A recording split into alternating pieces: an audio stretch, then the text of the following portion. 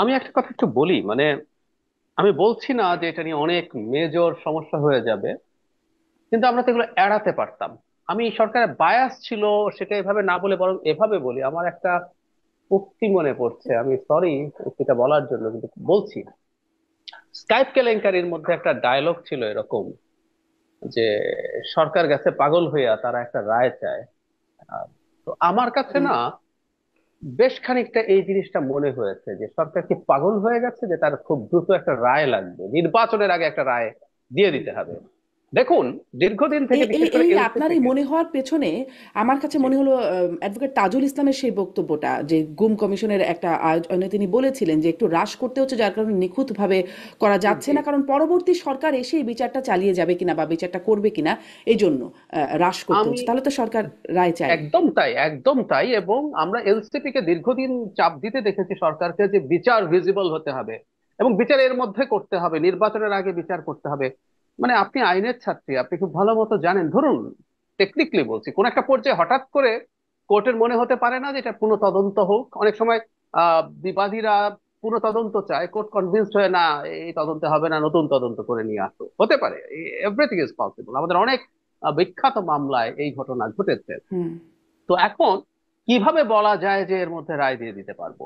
আর জনাব তাজুল ইসলাম যে কথা বলছেন বা এনসিপিও যা বলছে, এটাও আমার কাছে একেবারে কনভিন্সিং মনে হয় না। কারণ আগামীতে ক্ষমতায় এই নির্বাচন সামনে যেটা আছে, সেটা এনসিপি, জামাত, বিএনপি যেই ক্ষমতায় আসুক না কেন, এরা প্রত্যেকে শেখ হাসিনাকে দিয়ে টর্চার্ড। সুতরাং শেখ হাসিনার বিচার অন্যরা করবে না, আমি করে যেতে হবে। এই জন্য আমি এটা না যুক্তি খুঁজে পাই না, সত্যিই খুঁজে পাই না। যার যে দলটার সম্ভাবনা সবচেয়ে বেশি ক্ষমতায় আসার, সেই দলটা সবচেয়ে বেশি টর্চার্ড হয়েছে, সবচেয়ে লম্বা সময় ধরে টর্চার্ড হয়েছে, সবচেয়ে বেশি সংখ্যায় টর্চার্ড হয়েছে। তো তাই সে কেন বিচার করবে না, আমি আসলে জানি না। কিন্তু এটা করতে গিয়ে এখন সমস্যা যেটা হলো, বার্গম্যান যে কথাটা ডেইলি স্টারে লিখেছেন গতকাল, আধুনিক প্রথম হুম। আলোতেও লিখেছেন, ডেইলি স্টারের কথাটা আমার হুম। ক্লিয়ারলি মনে আছে। যথেষ্ট কনভিন্সড হওয়ার মতো যথেষ্ট পরিমাণ তথ্য প্রমাণ সাক্ষ্য সবই হুম। আমাদের হাতে ছিল। এখন বিচারটা আসলে একটা প্রসেস। এই প্রসেসটার মধ্যে এখন প্রশ্ন তৈরি করে কি দাঁড়ালো, আমাদের এই শক্ত জিনিসগুলো প্রশ্নের মুখে পড়লো। হুম। তবে আমি একটা জিনিস একটু এভাবে বলতে চাই। অসুবিধা নেই, আপনি বলেন। মনে আচ্ছা, হয় ঠিক লাইটটা আছে। বন্ধ হয়ে গেছে, হ্যাঁ, হ্যাঁ, অন লাইট হয়েছে। হ্যাঁ। লোডশেডিং হ্যাঁ, হয়েছে, জি। বলেন। হ্যাঁ। একটা জিনিস আমি এখানে বলতে চাই, সেটা হলো জামায়াতের বিচারগুলোতে যে ধরনের মারাত্মক গ্রোস ভায়োলেশন হয়েছে, এখানে এতটা হয়নি। এখানে আসলে কারণ ওখানে ইভেন সাক্ষ্য প্রমাণ তথ্য যেগুলো ব্যবহার করা হয়েছে, যেভাবে ব্যবহার করা হয়েছে, যেভাবে ম্যানিপুলেট করার চেষ্টা করা হয়েছে, ইনফ্যাক্ট ওখানে সরকারের পক্ষে তখন ঝুঁকির জায়গা ছিল। এটাতে তো জামায়াতে ইসলামী তাদের মামলাগুলো ডিফেন্ড করেছে, তারা যেহেতু ছিলেন। ফলে এই সাক্ষী গায়েব করে দাও, স্কাইপ কেলেঙ্কারির মতো গ্রোস ভায়োলেশন হয়েছে। সেগুলো নিয়ে যেভাবে প্রশ্ন তোলা যায়, শেখ হাসিনার বিচার নিয়ে ওভাবে তোলা যায় না, আমি মনে করি। কিন্তু তার যতটুকুও আইনজীবী তোলা যদি গেল। যথাযথভাবে ডিফেন্ড না করেন, যদি যদি যেটা একদম, বলছেন একদম, বেয়ার একদম। মিনিমাম ডিফেন্ড করলে হয়তো এই বিষয়গুলো আসতো, মানে এই প্রশ্ন যখন আসবে তখন তো এটাই, এই বিষয়গুলো উঠে আসবে না যে তাকে তো আসবে, ডিফেন্ডই করা আসবে। হয় না। শুধু সেটা না, ওয়েল ডিফেন্ড হলেও প্রশ্ন আসতো। কারণ হচ্ছে, ইন অ্যাবসেন্সিয়া ক্রাইম এগেনস্ট হিউম্যানিটির বিচার আসলে আপনি করতে পারেন কিনা, এটা নিয়ে সিরিয়াস প্রশ্ন আছে। ইন্টারন্যাশনাল ক্রিমিনাল কোর্টে আপনি কখনোই কোনো আসামির অনুপস্থিতিতে ফাইনাল ট্রায়ালটা করতে পারেন না, কোনোভাবেই পারেন না, আপনি যতক্ষণ পর্যন্ত তাকে ধরছে না। তার চার্জ কনফার্মেশন পর্যন্ত, ইন সাম সিলেক্টিভ কেসেস আপনি এটা করতে পারেন, তাও সব ক্ষেত্রে না। চার্জ কনফার্মেশনও আসামির, অভিযুক্তের প্রেজেন্সে হতে হয়। কিছু কিছু ক্ষেত্রে ব্যতিক্রম আছে, আমি যেটা ঘেটে দেখেছি। আর মেইন ট্রায়াল তো হতেই পারে না। সুতরাং আপনি খুব ভালো মতো করলেও এই প্রশ্ন থাকতো ইন্টারন্যাশনালি, কারণ আমরা একটা ইন্টারন্যাশনাল স্ট্যান্ডার্ড মেনটেন করার প্রশ্ন ছিল। আর সেটার পরও আমরা এটা করছি, এবং যেটা নিয়ে খুব হাসাহাসি হচ্ছে, আমি জানি না কেন উনি এটা করলেন। উনি যখন ব্রিফ করছিলেন, উনি মামলায় হেরেছেন, যিনি ডিফেন্স লয়ার, ওনার মনে খুব খারাপ বলে উনি হাসছেন। সেই হাসিটা ওনার ভেতরের খুশি বেরিয়ে পড়ছে এই রায়ের জন্য। এটা প্রকাশিত হলো, এবং এগুলো যারা ব্যবহার করার, ইনফ্যাক্ট তারা করছেন এবং বা আরো লজিকলি একটা করছেন, বিষয় তারা কিন্তু বসে আছে ব্যবহৃত করার হচ্ছে জন্য। ডাক্তার জাহেদ, ওই যে আদালতের মধ্যেও সেই কথোপকথন, আদালতের সাথে মানে বিচারকের সাথে যে কথোপকথন যেটা ভাইরাল হয়েছে সেটাও তো ব্যবহৃত হচ্ছে। সেটাও একদম, নিশ্চয়ই খেয়াল একদম, করেছেন যে একদম। এবং খুবই কেমন খুবই লয়ার। গাছাড়া। জি। জি, খুবই গাছাড়া হয়েছে। এবং বারবার আরেকটা প্রশ্ন তুলেছেন, সেটা হলো এই মামলা যে একটা আন্তর্জাতিক অপরাধ, এই যে যে এই ধরনের অপরাধ, ক্রাইম এগেন্স্ট হিউম্যানিটি নিয়ে কাজ করার মতো উনি কম্পিটেন্ট লয়ার, ওনার সময় কম পেয়েছে। যেমন আমি একটা উদাহরণ দিই, এটুকুই বলে আমার তো খুবই অবাক লেগেছে এটা। উনি খুঁটিনাটি দেখেছেন, ডেইলি স্টারে উনি গতকাল দেখিয়েছেন যে উনি হুম। যখন প্রসিকিউশনের পেপার সাথে পেয়েছেন, তার 1.5 মাসের মধ্যে হিয়ারিং শুরু হয়েছে। হুম। বলে এইসব ক্ষেত্রে একটা খুব বেসিক বিষয় হচ্ছে উনি এটা সময় চাইবেন।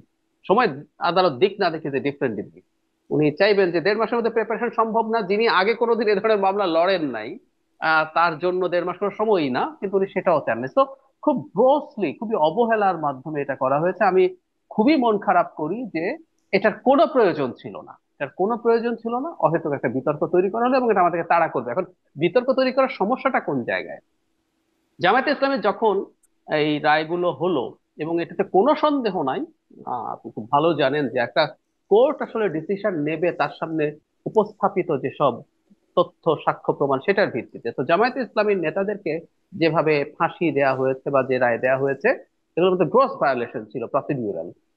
কিন্তু, এবং আমি মনে করি যেভাবে এই মামলা হয়েছে তাদের ফাঁসি হতো না, কিন্তু এর মানে কি এই যে এনারা ওই সময় এসব অপরাধের সাথে জড়িত ছিলেন না? একেবারেই না। কিন্তু এই প্রসিডিউরাল প্রবলেমের কারণে যে ঘটনাটা ঘটলো, জামায়াতে ইসলামী এখন বলার চেষ্টা করছে যে না, তারা এইসব কোন রকম কোন অপরাধের সাথে তাদের কোনো নেতা জড়িতই ছিল না।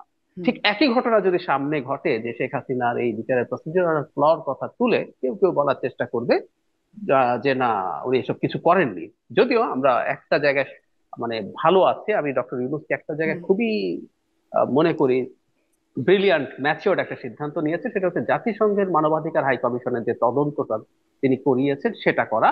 আর এটা মঞ্জু ভাই বলছেন ট্রু, যে আমাদের অত্যন্ত কনভিন্সিং আমাদের ডেটা ডকুমেন্ট আছে। মানে অন্যগুলো তো সাক্ষ্য প্রমাণের ক্ষেত্রে হয়, এটা একেবারে ডকুমেন্ট আছে, বিশেষ করে তার লেথাল ওয়েপন ব্যবহার করার যে অডিও, যেটা ফরেন্সিক করা হয়েছে, দ্যাটস মোর দ্যান এনাফ যে তিনি এটা করেছেন।